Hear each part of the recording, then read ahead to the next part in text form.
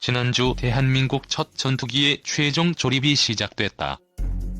항공산업의 메카 경남 사천에서 한국항공우주산업은 한국형 전투기 CJ1호기 최종 조립에 돌입하면서 그간 수많은 난관을 극복해온 연구진의 노고를 격려하고 성공적인 개발 완료를 위해 마지막까지 혼신의 노력을 다할 것을 굳게 다짐했다. KF-X는 2015년 12월 말부터 본격적인 개발이 시작됐다. 이어 지난해 9월 상세 설계 검토 회의를 통해 항공기 구성품, 부품 규격서의 적합 성과 설계 도면을 검증하고 시제기 생산이 가능함을 공식 확인해 시제기 제작 단계로 진입했다. 시제기는 항공기가 실제로 비행하면서 완전하게 성능이 발휘되는지를 확인하기 위한 시험용 항공기다. 지금까지 시제기 주요 부품인 벌크헤드 가공을 시작으로 전방동체, 중앙동체, 주익, 후방동체 등이 품질 보증 절차에 따라 제작돼 왔다. 항공기 개발 사업은 위험 요소가 매우 많다. 특히 KF-X 사업은 10년이 넘는 오랜 개발 기간과 수조 원 이상이 투입되는 규모의 경제를 기반으로 정부가 추진하는 대규모 국책 사업이다. 이는 소요군의 작전 요구 성능을 충족하면서 국내 개발을 바탕으로 고용 파급 효과 및 첨단 기술 개발을 통한 산업적 파급 효과를 높이도록 추진되고 있다. KF-X 사업 목표 중 하나는 국내 기술에 의한 독자적 성능 개량 능력을 확보하는 것이다. 2015년 미국의 안보 정책상 KF-X 핵심 항공 전자장비에 대한 기술 이전을 거부함에 따라 정부는 AESA 레이더, 전자광학 표적 추적 장비, 적외선 탐색 및 추적 장비, 통합 전자전 장비 등 주요 장비를 국내 개발로 추진하고 있다. 지난 8월에는 국방과학연구소 주관으로 개발 중인 첨단 AESA 레이더가 개발 4년 만에 출고됐다. 이는 첨예 한 세계 국방기술 경쟁 속에서 우리의 의지와 기술로 당당히 맞서 이뤄낸 결과라 하겠다. 또한 고용 효과 측면에서도 한국항공우주산업은 작년까지 KF-X 사업에 800여 명의 신규 인력을 투입하고 조선업체 설계 인력 370여 명을 채용하는 등 지역 경제 안정화에도 기여하고 있다. 이에 더해 각종 부품과 장비를 개발하는 550여 개 국내 업체를 포함하면 고용 창출 규모는 상당하다. 대한민국은 반세기라는 짧은 항공산업 역사 속에서도 기본 훈련기 KT-1을 시작으로 초음속 항공기인 고등훈련기 TO-10, 한국형 중형기동 헬리콥터 수리온을 개발해 세계 항공산업계에 뚜렷한 발자취를 남기고 있다. 여기에 최첨단 기술이 집약된 KF-X까지 성공적으로 개발한다면 현재의 항공산업을 조선, 자동차, 반도체의 신성장 동력으로 도약시킬 좋은 기회가 될 것이다. 앞으로 예정된 개발 단계도 순조롭게 진행돼 2021년 상반기까지 CJ1호기를 출고하고 지상시험을 거쳐 2022년에는 우리 손으로 만든 KF-X가 힘차게 비상하는 모습을 볼 수 있기를 기대한다. 한국형 전투기 시제기가 3일 최종 조립에 착수했다. 모형이 아닌 실물이 드러난 순간이다. 지난달에는 A사 레이더 시제품이 성공적으로 출고됐다. 숱한 논란에도 불구하고 한 걸음씩 나아가고 있다. 총 한 자루도 만들지 못했던 우리가 국산 전투기를 보유할 날이 멀지 않은 것이다. 최종 조립이 시작되면서 그동안 레이더 하자가 많다, 차라리 F-35를 더 사오자 등등 온갖 험담을 하던 목소리는 다소 진정됐다. 물론 지금도 온라인은 시끄럽다. 전문가를 자칭하는 유튜버 등이 합리적 비판을 넘어 저주를 퍼붓고 있는 양상이다. 언제까지 수입무기에 의존할까? 논란은 계속될 게 분명하다. 다른 군사강국에서는 6세대 전투기를 개발 중인데 4.5세대 전투기가 웬 말이냐는 논리가 일견 그럴듯하게 들리기 때문이다. 그러나 각각의 임무와 역할에 따라 기종은 달라질 수밖에 없다. 미국 역시 현존하는 최강 전투기로 불리는 F-22 랩터나 F-35 기종만 보유하는 것은 아니다. 더구나 한정된 예산을 효율적으로 사용해야 하는 입장에서는 속이 탈 노릇이다. 지난 2014년부터 2018년까지 방위력 개선비에 58조 9천억 원이 들었다. 이 가운데 해외 무기 도입 비용이 22조 2천억 원으로 약 38%에 달했다. 언제까지 천문학적 돈을 들여 무기 수입에만 의존해야 할지 의문이다. KF-X 사업만이 아니다. 최근에는 국내 개발 검토 중인 상륙 공격 헬기가 논란의 중심에 섰다. KF-X 때와 비슷한 반대 논리가 동원되고 있다. 성능이 부족하다, 공격 헬기가 아닌 무장 헬기다, 해외 직구매가 더 싸고 경쟁력이 있다, 선행 연구 결과가 엇갈린다는 것이 비판의 골자다. 성능은 단순 비교가 불가능하다. 군에서 필요로 하는 성능 즉 작전 요구 성능을 충족하느냐, 못하느냐가 핵심 관건이다. 현재 개발 검토 중인 상륙 공격 헬기는 수리온 기반 기동 헬기의 무장 기술을 접목한 형상이다. 군의 ROC를 충족하고 있다. 외국 제품이 더 우수하다는 논리가 적절치 않은 이유다. 전투기 등 국산 때리기 과하다. 국외 도입 비용이 더 저렴하다는 것도 사실과 다르다. 이는 미 해병대 바이퍼를 기준으로 1대당 370억 원 미만으로 구매할 수 있다는 전제에 따른 것이다. 그러나 지난해 5월 미국 방안보 협력국이 체코에 승인한 판매 가격은 대당 500억 원 수준이다. 나머지 비판도 이런 범주에서 크게 벗어나지 못한다. 국산 때리기의 속내는 비슷하다. 우리 기술력에 대한 불신이 밑바탕에 깔려있다.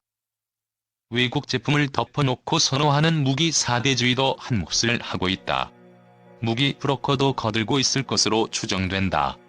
문제는 후유증이다. 시간을 끌면서 비용이 늘어난다. 전력화에도 차질이 빚어진다. 중요한 기기마다 국산화는 휘청거린다. 물론 방산 비리가 있다면 엄단해야 한다. 무조건 애국심만 강요하는 태도도 경계해야 한다. 안전과 직결된 문제라면 타협하면 더욱 안 된다. 하지만 그것이 아니라면 믿고 기다리는 미덕도 필요하다. KF-X 사업이 좋은 본보기가 아닌가. 이제 국산 명품 무기를 수출까지 한다. 사소한 문제는 계속 불거질 것이다. 그렇다고 작은 흠결을 크게 키워 꼬리가 몸통을 흔들게 해서는 안 된다. 묵묵히 일하는 수많은 이들의 의욕까지 꺾어선 더욱 안 될 말이다. 차세대 한국형 전투기 KF-X 실물 모형 공개. 최첨단 기술 집약. 경기 성남 서울공항에서 현재 개발 중인 한국형 전투기의 실물 모형이 실제 장착 가능한 무기체계와 함께 일반에 처음으로 공개됐다. KF-X와 주변국 경쟁 전투기 비교.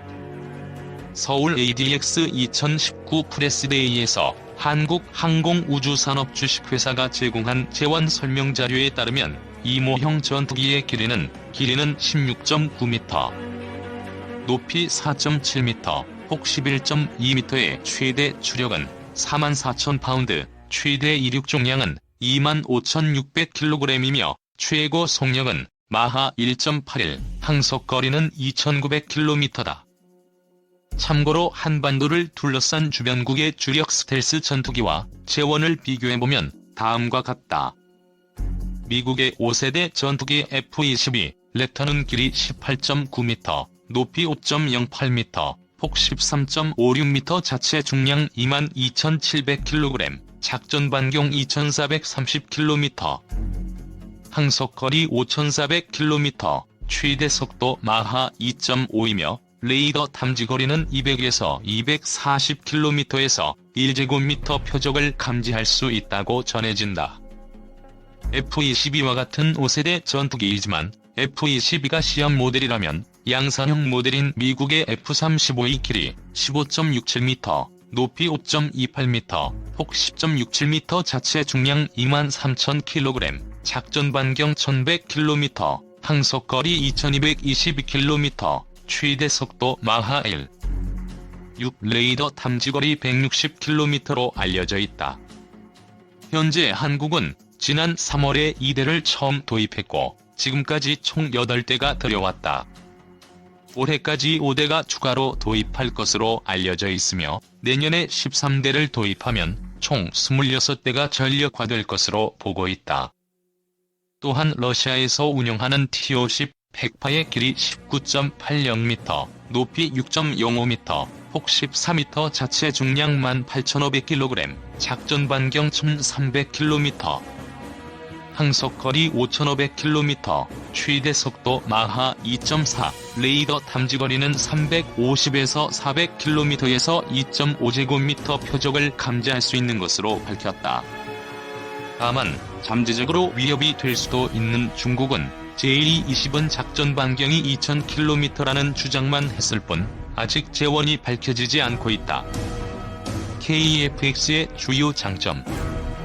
카이 측은 이 전투기에 대해 최신 항전 장비와 능동 주사식 위상 배열 레이더 및 최신 센서 등이 탑재됐을 뿐 아니라 고기동 성능을 갖추고 있다고 설명했다. 기체 바닥과 날개에 10개의 보드가 설치돼 있고 최대 탑재량이 7,700kg에 달해 최대 무장 시 상당한 전력을 갖출 것으로 보고 있다.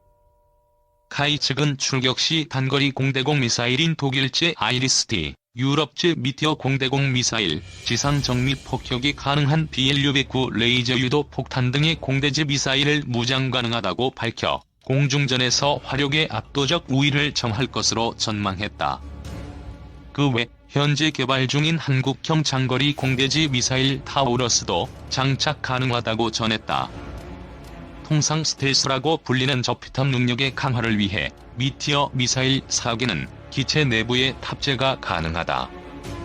카이 측 자료는 한국 공군 전력을 유지하고 미래 전장 운용 능력을 갖춘 항공기이며 생존 확률을 높였고 협동작전, 후속 지원 시스템, 공중우세 확보, 그리고 지해상 정밀 타격 수행이 가능한 다목적 전투기라고 설명하고 있다. 특히 이 전투기의 항속거리 2,900km를 감안하면 작전 반경은 1,300에서 1,400km 정도로 추산되며 단순히 한반도 방위만을 목표로 한 전투기가 아님을 유추할 수 있다. F-35E가 5세대 전투기라면 KF-X는 4.5세대 전투기에 해당한다.